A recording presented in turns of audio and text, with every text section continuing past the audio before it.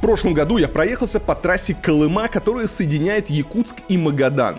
По пути мне попадались заброшенные поселки, города-призраки и интересные люди, которые еще в них остались.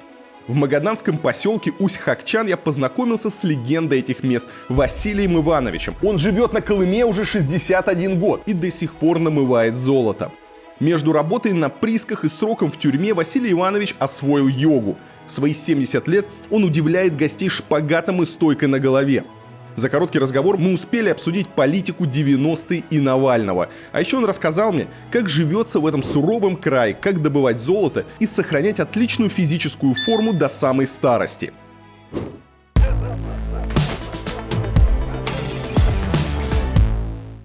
Ну и расскажите, а как вы живете-то здесь? Здесь прекрасно живу. Сколько лет вы здесь уже вот в этом? Я, так, значит, сейчас это уже 61 год и здесь живу. Вот здесь прямо? Вот здесь прямо. А что вы здесь делаете? Не, ну, я уезжал, так, в Магадане в ресторане играл, когда учился. Там года 4, потом там в тюрьму посадили, потом опять приезжал. Но на Колыме я живу 61 год. 61 год. 61. И как вообще меняется здесь жизнь за 61 год? Вот с вашим Вы знаете, опытом. ребята, когда был Советский Союз, это было вот так. Это было вот, ребята, понимаете, Советский Союз. Здесь школ не было раньше. Я учился сначала в Нефтекане в интернате, потом в Сусумане, где вот сейчас самая мэрия наша. Там был интернат трехэтажный, я там учился. Значит, кормили 5 раз в день, то есть на убой. Одевали, обували, все это было бесплатно. И учили. Не как вот сейчас. У меня мальчонка в Москве вот сейчас кончает информационная безопасность. Я уморился деньги высылать. А тогда ни копейки. Я, значит, кончил музыкальное училище, есть музыкальное образование, кончил технику автомобильную и прочее, прочее. Все это было бесплатно. А сейчас все за большие деньги. Я здесь все прошел, ребята. Я когда приехали сюда, здесь был, значит, здесь на Овнже ключик есть. Так, 1 зона, 2 зона, 3. И там поселок был. Сидели люди. Здесь на Хакчане, я уж не помню, тоже, наверное, лагеря 3 было. Здесь вот 6 километров туда, в сторону Сусумана, женский лагерь был. Коммунисты так не делали, как вот это сейчас делают олигархи. Но я бы их всех перебил бы собственными руками. Понимаешь, это конченые люди. Когда читаешь и говорят, у него нашли 2 тонны денег. Вот. Вопрос просто, ничего. Зачем они тебе? Я понимаю, все на баб потратить. Ну, когда они лежит, снял квартиру и деньги там лежат. Вот вопрос. Зачем? Вот Вадим Кириллович строил это самое, как ее, пирс в Магадане. Вадим Кириллович умер. Пирс, наверное, никому теперь не достанется, потому как прямых наследников нет, у него дочь. Вот и все. Деньги не самое главное в этой жизни. Он, небось, не спал, думал, как. А я сплю спокойно, занимаюсь йогой каждый день. Вот. Ну-ка, подвинься, молодой человек. Ты в 37 своих лет так сделаешь, хотя без всякой разминки. Вот знаете, сейчас покажу. Ты охренеть, не. Ну что такого, ничего себе. Вот так сможешь сделать. О, да что, не. Вот сейчас головой до пола. Теперь вот грудью. Сейчас лягу вот сюда вот. Отвалим канаву козявка, то мясо не дал. Во, сейчас охренеете, ребята. Вот это я вам еще не показывал. О, бум, вот. В грудью вот так вот лечь. Ей казалось, что она нашла свою. Так, козявка, текай. Не для тебя. Вот примерно так. Ну и это ерунда это. В принципе, ну все равно с годик надо потренироваться. Знаешь, на что мой папа, наверное, он говорил там. На голову могу встать, вот я стою по 5 минут на голове. Ой-ой-ой, перелетел. Так что мы тебе советуем. Держись от меня. Вот мне 29 января было ровно 70 лет. Я начал заниматься, когда мне, говорю, врачи списали. Вот почему я врачам теперь не верю ни одному. Вот, все это вранье. Вот они передают. Сейчас в Москве, значит, там это самое резкое потепление. Я верю, резкое потепление. Не спорю. не спори. И вот он сидит, жаль, что в телевизор нельзя стрелять, чтобы он там помер. Вот он сидит и говорит, рафинированные продукты нельзя есть, то. Он начал перечислять, когда больным нельзя есть. Понимаешь, я верю. Да что ж ты народ-то, гад, пугаешь? Вопрос я, может, вот вам задам. Вы все телевизор смотрите. А я не смотрю, кстати. Да? У нас вообще нет телевизора. Ребята, не смотрите. Вот показывают, значит, насморк, нафтизин, кого только не показывают, понимаешь. Какое только лекарство. А финиш-то один, организм привыкает. И толку с этих лекарств нет. Остается с ума не в аптеке. Стоит женщина и просит там этого сам провизора. Вы мне, говорит, это скажите. Вот я уже это самое ничем не могу, говорить, это вывести, у меня постоянно насморк. Я говорю, давай я тебе скажу. Делаю солененькую воду, моешь нос, говорю. Она мне спрашивает, да, я говорю, все. Ну, правда, меня это поддержала женщина, ей тоже лет под 50, она ведь не знает. Он говорит, он правду говорит. Вот живой пример, вот он, сыночек. Чем ты только, сынок, там не закапал? Пока нос не стал мыть соленой водой, ничего не помогло. Вот и все. Ребята, все делается легко. Все делается легко. Главное чувствовать свой организм. Я был точно такой же, как и все, дураком. Вот. Ну, когда я заболел, я что-то резко поумнел. Думаю, ни один врач не вылечит, пока не будешь сам. За собой смотреть. Вот так вот. Спрашивайте, что вам еще надо. А сейчас вы не работаете? Ну, сейчас вы чем живете вообще? Что вы делаете сейчас? Я? Вот в 70 лет. Здесь. Вы же здесь один, здесь больше никого нет в этом поселке, да? Нету никого. И что вы здесь делаете вот просто? Золото мою. Вы моете золото? Да. А как, расскажите, вот интересно. Так, значит так, выключили камеру и прочее. Все, понял. Все. Нет, я был официально, ребята. У меня друзья, Дима Макаров есть здесь такой, с Хабаровска. Он купил очень много земель. Я не от себя что там пошел в лес и все. Да, и в лес можно пойти, взять у оттока, намыть золото. Прямо вот здесь в лесу? Да, но если кто знает, конечно. Вот я, например, пойду, я, конечно, намою его. Однозначно без поворота. А потом его сдают. Я просто, может, Конечно, вопрос потом задаю, пошел, да. Хочешь легально, хочешь нелегально. А за сколько принимают? Ну, вот этим За грамм летом сколько сейчас стоит? было, значит, и грамм доходил до 3000. 3000 рублей за грамм? Да, за грамм, да. От чистоты золота. И то есть, а много нелегальность вообще занимается? Ну, так скажем, прилично. А это местные или приезжают? Ну, конечно, местные. Ну, кто-то, если ты приедешь, ты походишь, ты разве найдешь? То есть, это знать надо, да? Конечно, это надо знать. А я, слава богу, здесь прожил 61 года. Сейчас скажу, когда мне первый раз господин НКВДшник, подполковник Шуринок, был здесь, директор Писка, еще когда мы приехали. НКВД и просто все это было. Автоматчики, все. Он, значит, так, да, мне, наверное, лет 12 было, может, 11. Он нас собрал, всех пацанов. Отец у меня здесь был, на этом самом, на Овнжи, самым главным. Он говорит, Василий Иванович, забирай, говорит, всех отсюда пацанят и на Овнжу. Приказал этому геологу, чтобы он нам показал, где как мыть, и все, и мы там мыли. А сколько максимум находили вообще? Золото? Да. Много. Ну, ваш рекорд. Вот мы в этом году я заработал 3,5 миллиона. У меня я сыну заплатил 2,5 миллиона. Да. Вы когда-нибудь золото видели? Нет. Покажите. Так, если что, я вас... Да я, в общем-то, мальчонке позвоню, он вас в Москве поймает. Это да. Вот это золото, ребята.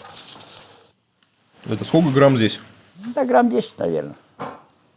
10 грамм. Да, грамм 10 примерно. То есть, это 30 тысяч рублей, да, так если сдавать? Да, примерно где-то так. И сколько вот это намывать надо? Это, ну, можно за раз намыть. То есть, прямо за день можно вот Да можно и больше. 10 грамм намыть? И можно больше намыть. И если в ведро грамм идет, вот такое надо мыть зимой. В ведро, чтобы грамм золота шло. Ну, промыл, сколько ведер, посчитай, ведро грунта промыл, грамм 2, 2 грамма 3, 3 грамма. Вот так вот.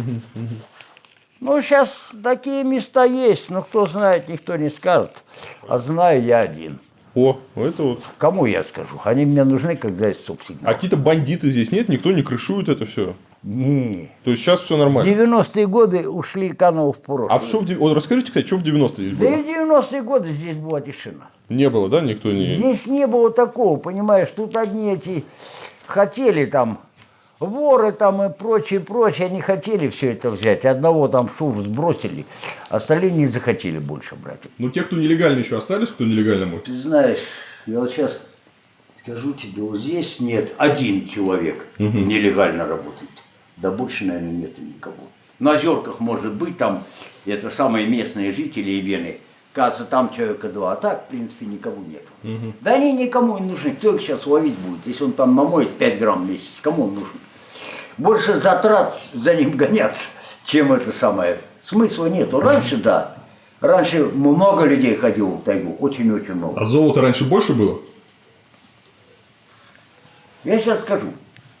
Значит, это 64-й год, на он же отец разрабатывал, а рядом там ключ широкий. Я туда носил золото, потому у них плана не было. Они мне в рюкзак накидают золотого гнута, я туда понес. По 5-6 килограмм с одного прибора съемки были. Последние 30 лет, вот как не стало Советского Союза, как жизнь меняется? Лучше, хуже? Ты знаешь, вот этот прииск, я сейчас скажу, значит, каждый год добывал по 5, 6, 7 тонн золота. Вы можете представить, сколько это золота? Вот. Все, я всех директоров, я сам-то с Тульской области, отца, что загнали, не знаю, посильно. Но дело не в этом. Здесь очень много народу жило, с детьми до 10 тысяч жителей было. Здесь была школа 11 лет, большой спортзал 2 детства. Это в этом поселке. Сколько здесь было человек, населения? До 10 тысяч с детьми. Вот сколько было. А сейчас вы один А остались? сейчас все, никого нету. Все. А почему? А потому что, когда этот Егор Гайдар, почему же его там не прибили сразу? Когда он сказал, север нам не нужен, вместе с господином Ельциным, как можно уважать этого президента? Это утырок, понимаешь, конченый. Один лысый этот, мразь конченый, это утырок. Боже, храни Америку и Россию тоже. Только за эти слова. Надо взять, и вот с туалеты здесь были, раньше туда засунуть головы Днепра. Сейчас мы открыли Ельцин-центр, понимаешь? Ну как так можно? Вы что, не слышите, не видите ничего, что ли? Ну как так можно? Тому дали Нобелевскую премию, развалил Советский Союз. Ну это ж, уму непостижимо. Вот здесь в течение 2 лет развалили этот прииск. Приехал губернатор Цветков сюда и прочее. Его надо было раньше в Москве застрелить, поздно застрелили. В грудь себя бил, сказал, самый большой приз был в Магаданской области. Я никогда не дам этот прииск развалить. 2 года и кончили. Нет этого большого прииска, понимаешь, вот в чем все дело. Это вранье вот по телевизору, слушай, надоело, одно и то же. Хорошо, а Путин что? Вадим Вадимович, Да. я уважаю только за одну вещь, что он вооружил армию. Остальное все через жопу. Понимаешь, в стране порядка не будет. Пока будет приезжать с Америки, извини меня, это роднина. Как гимнастка, это как... Она классная была, фигуристка. Но почему она должна думать, когда мне идти на пенсию? У нее дочь в Америке, все в Америке. Она там, она будет замедлила. Когда этот полудурок Валуев, извини меня, как боксер, он не в Красную армию, я матом скажу, депутат. Пока у нас будет это в Думе, значит, спортсмены депутатами, пока у нас господа эти парикмахеры вот это будут песни петь, в стране порядка не будет. Я так считаю. Если я специалист в этой области, я в ней разбираюсь. Ну, когда, извини меня, специалист по подстриганию, а сам буду песни петь, ну, какой я нахрен певец? Так, а кто вам нравится?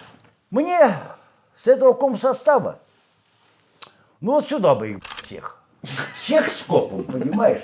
Месяц Вадим Владимирович. Зато он себя в грудь бил и говорил, что пенсионный возраст не повышу. Так что ж ты его на 5 лет повысил? Ну, так кто-то вам нравится сейчас из политиков действующих? Навальный. Навального слышали? И это Утыркова сразу прибил сюда его. Не, буряк дергает. Это такой буряк вот такой вот растет. Вот его заставить дергать. Я дергал, я знаю, что такое буряк. Одну повозку до конца не выдергаешь.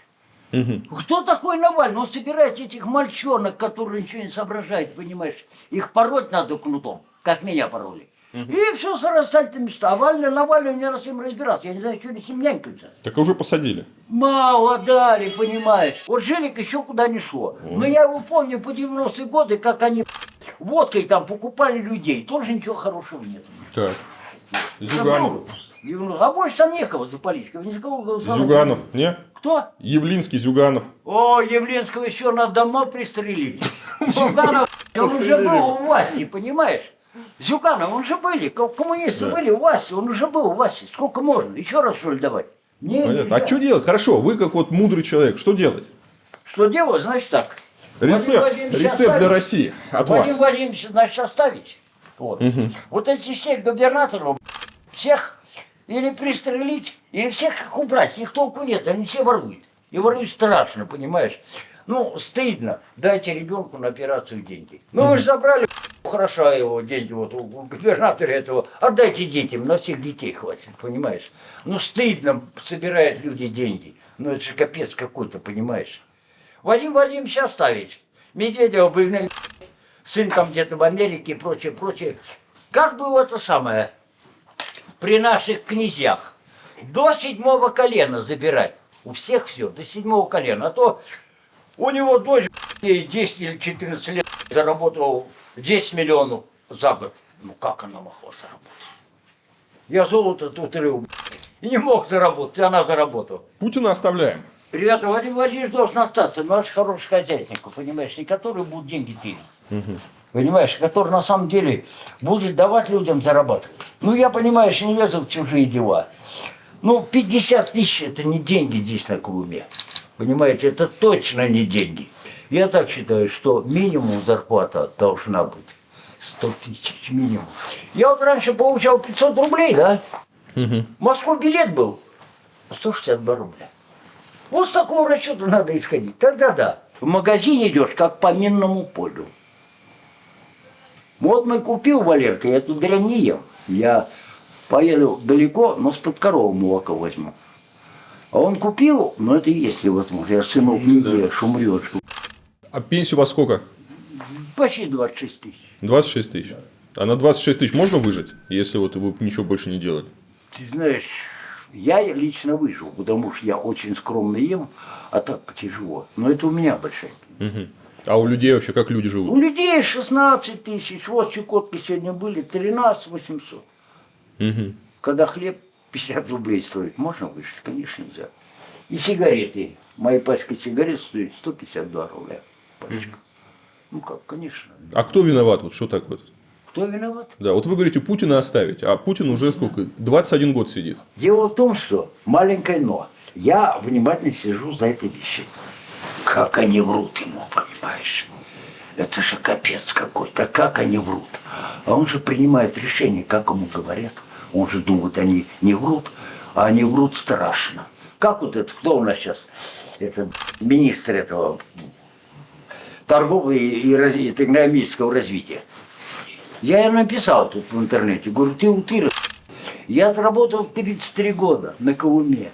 Год за год. Это то есть года полтора шел. Вот я чуть не 50 лет стажа. Говорю, ты мне говоришь, чтобы мои дети меня кормили. Так с меня высчитывали деньги каждый месяц по 22, что ли, процента. Я сейчас не помню, ну не важно. И сейчас, значит, меня лишит пенсии.